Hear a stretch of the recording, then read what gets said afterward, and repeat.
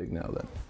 No idea, probably because we didn't celebrate the one we won with the club the way we wanted, and also coming back here it's my last year in the club, so you want to do something special for the city. That wasn't the thing. Well, welcome to a new year and the first video of 2025. And this video wasn't really planned, but I guess you've got to try and catch the algorithm wave while you can. And the reason why there's this wave is because Mo Salah has potentially provided the biggest piece of this puzzle around whether he will be at Liverpool beyond this summer. Just as a reminder, just some context, Mo Salah along with Virgil van Dijk and Trent Alexander-Arnold are the three biggest, are the three players at Liverpool who, as it stands, don't have a contract to play beyond this, this season. And look, obviously, that's we've had this. There's been there's been the speculation rumors about Trent going to Real Madrid, and then obviously the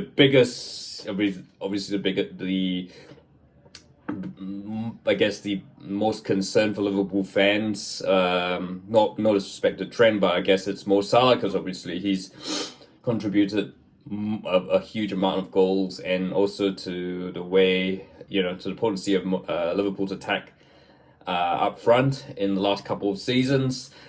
His status is now sort of elevated. He's pretty much in the pantheon of Liverpool's greatest players as well now. Whether he's ahead of the likes of Ian Rush, Kane Dalglish, that's a different debate. But certainly in this era for Liverpool, in his 268 appearances, as I'm reading his own Wikipedia, 172 goals since he joined from Roma in 2017. He is, and certainly this season after a sort of, some would say disappointing second half of the 2023-24 season, Mo Salah certainly has made a comeback. Some might say that perhaps the contract talks have maybe motivated that, but I guess that kind of leads me to this segue. It looks like Mo Salah is, read into what you will, he said that this is his last year at Liverpool. Now, of course, when we're talking about year, it's almost certain that he's talking about the 2024-25 season, not talking about the 2025 calendar year. And then exclusive to Sky Sports UK, he said that Mo Salah wants to leave Liverpool with a Premier League trophy, because obviously, as you know, he was the part of the Liverpool team that won the Premier League title in 2020, but he didn't get a chance to celebrate in front of fans because of a certain pandemic. But so he's absolutely, whether it's a bit of a negotiating tactic, or Mo Salah really has decided that this will be it for Liverpool, his Liverpool time at Liverpool, remains to be seen. It's sad, but look, I guess to be honest, maybe it's, he will be missed at Liverpool. Obviously, he's become such an iconic player, a key member for Liverpool, both the Jurgen Klopp and Arne Slot. But at the same time, I guess there has to be a sense of certain realism. He is 32 now. It is difficult. I think offering a big contract to him right now would be kind of irresponsible, and it certainly wouldn't be in line with what FSG tend to have done. I'll talk a bit more about FSG and just how ridiculous I think some people are thinking that FSG are just ruining the club. But yeah, look, I mean, he is 32, and nine times out of 10, most players, once they hit their age, are just not quite what they were. It is difficult to see what yes, you have the players like Ronaldo and Messi who just could play till they're 50, but even then, Ronaldo is playing in the South, and both Ronaldo and Messi are playing in lower, no disrespect to the MLS and Saudi Pro League, lesser leagues, and so maybe Mo has said that he's not wanting to go to Saudi Arabia. I don't think it kind of feels like maybe he might go back to Egypt. Who knows?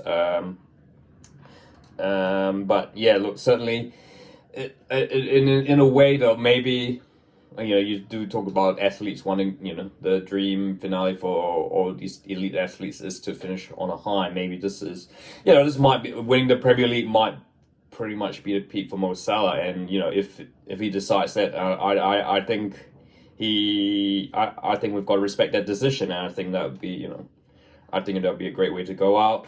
And look, it's not, Liverpool have been through this many, many times in the past. You got to remember, no players bigger than the club. The club, the likes of Steven Gerrard, Michael Owen. People have said, it was the end of the world. It was going to be the end of the world at the time.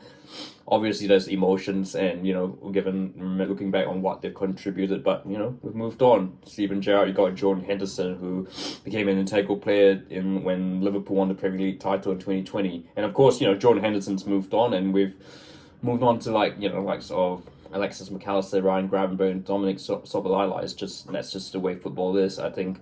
But once the emotion, nostalgia wears off, clubs just move on. And I think with Arne Slot, Arne Slot as well, I'm confident that he'll be able to identify, he and Rich, the club will be able to identify Mo Salah's future replacement if he's not really there. Look, I think in the likes of Luis Diaz, Diogo Jota, and Cody Gakpo, I think those three could potentially all those three, they will continue to lead the Liverpool front line even if Mo Salah's gone. I think, for years, for a couple more years to come. And of course, and actually just remembering this, remember Sadio Mane? He's kind of disappeared off the football radar now, but, remember when Liverpool sold Sadio Mane and people said, that it was going to be the end of the world? Well, we moved on. I mean, there was a bit of a struggle transition period, but that always happens.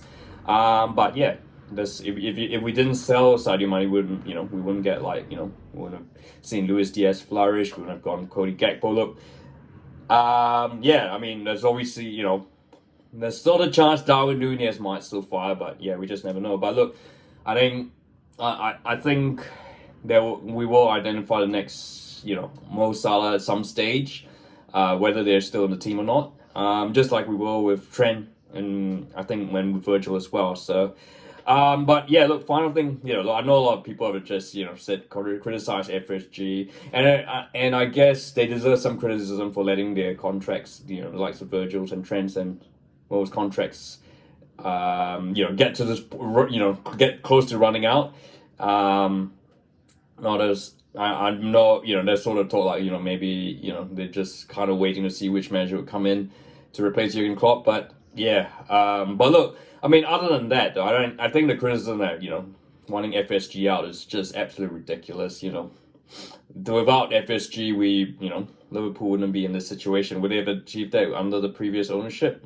Highly doubt it. I mean, Gillette and Hicks, you got to remember the times when, that season with Roy Hodgson, it was, where Liverpool were close to the relegation battle. So, look, you've just got...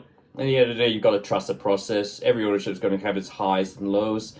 But you just got to stick it out. And but look, that's it for me. I think, so in short, if you didn't get any of that, be sad to see Mo go. That's not going to be the end of the world. And I think there will be a future replacement. There'll be the next Mo, just like there'll be the next Ian Rush, the next Kenny Dalglish, Michael Owen.